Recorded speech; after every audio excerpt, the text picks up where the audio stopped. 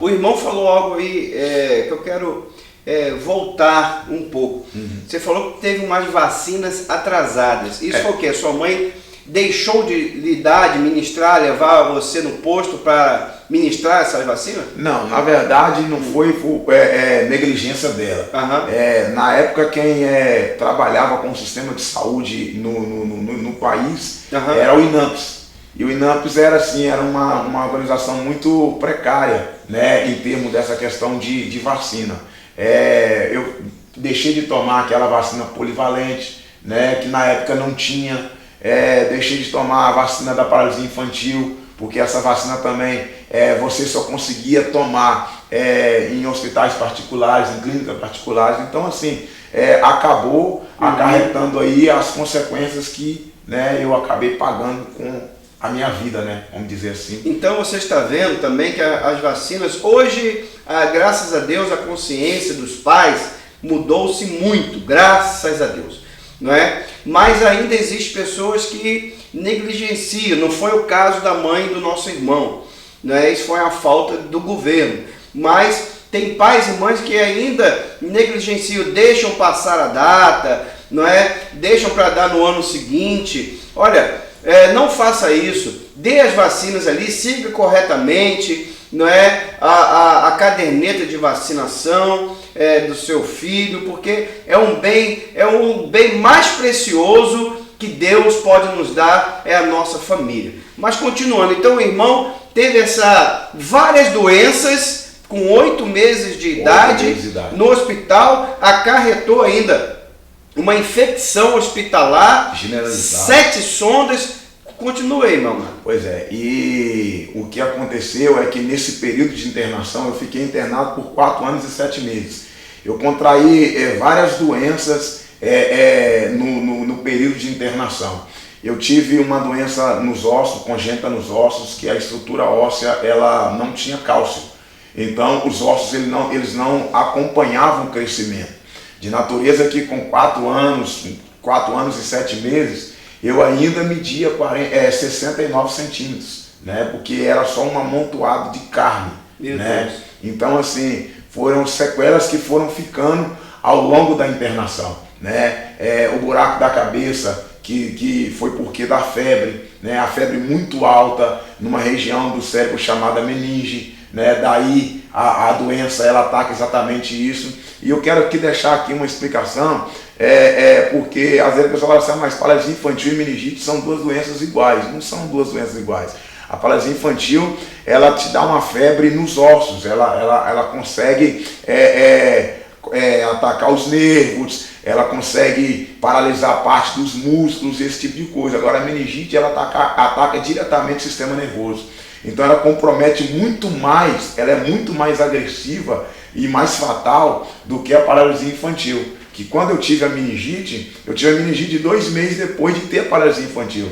Então o estrago foi praticamente irreversível, né? A ponto de eu ter sido desenganado pela medicina na época por 5 vezes e ter sido dado como morto por 4 vezes. Praticamente eu fui a óbito dentro do hospital e ressuscitado por 4 vezes ali, mas eu acredito que ali havia a manifestação de Deus, ainda que a minha mãe ela era uma ignorante, né, na questão da fé em Deus em si, né? Deus ele interviu de alguma maneira para poder não deixar que eu fosse a óbito e que eu vivesse para hoje ser um testemunho vivo e evangelizar através do milagre que ele fez na minha vida. Graças a Deus. A gente fica ouvindo o irmão falar e é impossível não se emocionar, não é? Porque muitas das vezes a gente vê pessoas desistindo da vida de alguém, de um ente querido, de um pai, de uma mãe, de um filho, né? De um esposo, de uma esposa, porque pensa que não tem jeito. Um exame médico acusou algo e o médico deu um diagnóstico. Mas eu quero te dizer neste dia, creia no médico dos médicos, não é? Creia em Jesus Cristo, porque ele realiza milagres. Ele só quer ouvir, aleluia, da sua boca assim: Senhor, para os médicos da terra não tem jeito, para mim não tem jeito, mas eu creio que o Senhor pode resolver. Eu creio que o Senhor pode realizar um milagre. Quem sabe ele só está esperando ouvir isso da sua boca, porque aí ele entra em ação. Porque aí ele entra nesse cenário e ele muda história como tem mudado, aleluia, da vida do nosso amado irmão Adeilton. Mas continue, querido. E você tocou num assunto aí muito forte, é a parte do meu testemunho que eu acredito que foi o ponto de partida para Deus intervir a meu favor. Muitas das vezes a minha mãe, ela deixava os outros 4 filhos em casa, na época ela tinha 5 comigo, e ela deixava de dar atenção para eles para poder me visitar ali enquanto eu estive hospitalizado.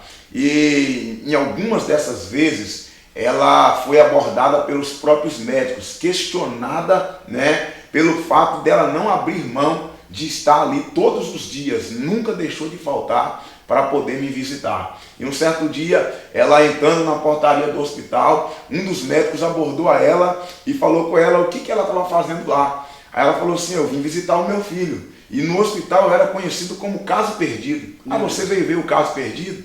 Eu vim visitar o Adeilton.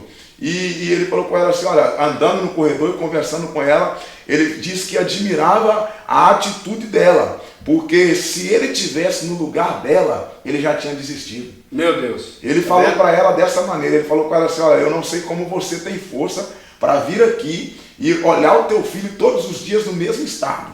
O teu filho não melhora, o teu filho, a doença do teu filho é irreversível. Se o teu filho sobreviver, o teu filho vai ser um vegetal. Ele vai ser o filho que vai te dar mais trabalho, porque a saúde dele vai ser uma saúde muito frágil, muito complicada. Então, se eu fosse a senhora, eu dava preferência para os 4 filhos que a senhora tem em casa. Porque esse aqui, a medicina já desenganou. Esse aqui, a medicina só está esperando o óbito dele, ele morrer. Porque para ele morrer, é melhor do que ele sobreviver. Para ele sair daqui são, para ele poder sair daqui, pelo menos assim, com mínimos de sequela, só se acontecer um milagre. E nessa hora, quando ela ouviu essa palavra, ela disse para o médico dessa maneira: doutor, se eu preciso acreditar em milagre para eu ver o meu filho sair daqui pela porta da frente, eu vou procurar quem pode fazer um milagre na vida. Aleluia, Jesus. E ali ela desafiou a fé dela, né? Ela vinha de uma linha de espiritismo, de umbanda, aonde ela trabalhava com várias linhas naquela área do espiritismo ali, e ela desafiou ali os guias dela, ela desafiou a fé dela, o que ela aprendeu ali, o que ela conviveu ali naquele mundo ali, ela desafiou a fé dela, falou assim: e se existe alguém que pode fazer um milagre e colocar o meu filho na porta da frente aqui com alta, eu vou acreditar nele. Aleluia. Eu vou servir a ele. Glória e nesse dia, eu acredito que Deus começou a encaminhar as coisas para ela poder conhecer o Evangelho. Eu creio nisso. Então, a nossa fé, ela precisa ser ativada. Né? Muitas das vezes foi aquilo que eu falei, o irmão acabou de completar.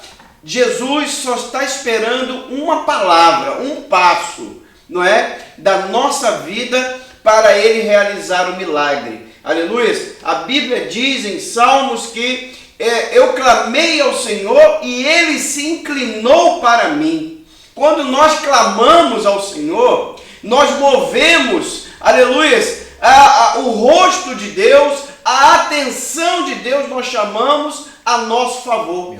Muitas das vezes você está precisando chamar a atenção de Deus. Nós vamos falar aqui hoje sobre uma mulher que chamou a atenção de Deus a seu favor. Então, meu querido e minha querida que está nos ouvindo, que está nos vendo esse testemunho tão forte, não é, que tem muitas coisas que o irmão, né, passou, mas o tempo é carrasco nosso. Mas um dia, aleluia, nós vamos ter um tempo para conversarmos, para falarmos. Quem sabe hoje você precisa chamar a atenção de Jesus para a sua vida, para a sua casa, para o seu casamento, para a vida de um filho, filha que está perdido no caminho das drogas, da prostituição, do roubo, da bandidagem, e você não sabe aonde recorrer mais. Recorra a Jesus. Clame a Ele agora. Se ajoelha aí e fala: Senhor Jesus, agora é com o Senhor, porque eu já fiz de tudo. E Ele vai agir a seu favor. Amém? Continue, meu querido. E a Bíblia tem um texto, né, no primeiro livro do profeta Samuel, que conta uma história muito conhecida, temas de muitos filmes, muitos seriados, a história de Davi e Golias, né? E essa semana eu estava meditando nesse texto e Deus ele trouxe algo no meu coração concernente àquilo que eu vivi, né? Golias, ele apareceu num período da história de Israel em que o próprio Israel estava desacreditado. Quando Golias desafiou Israel ali, o exército de Saul, por 40 dias, nenhum homem, muito menos Saul, se atreveu a ir para a linha de combate para poder lutar contra Golias de igual para igual, aquilo que foi proposto. E Deus ele falou algo no meu coração, porque Davi ele estava dentro de casa, mesmo depois de ter recebido a unção de rei, né? A unção que Deus enviou a Samuel na casa dele. A Bíblia deixa claro que daquele dia em diante Davi não foi mais o mesmo. Davi continuou sendo tratado pela família como um garoto de recado, como um simples pastor de ovelha. Mas quando ele chega no arraial ali e ele ouve o desafio, né? E ele vê Golias aparecer ali como um gigante, não só um gigante físico, mas um gigante também para poder trabalhar ali no emocional de Israel. Davi ele se coloca à disposição para poder enfrentar Golias. E quando Davi se coloca em posição para enfrentar Golias, Deus ele traz algo muito forte dentro dessa palavra. Para Davi aparecer, para Deus revelar Davi, Golias tinha que aparecer.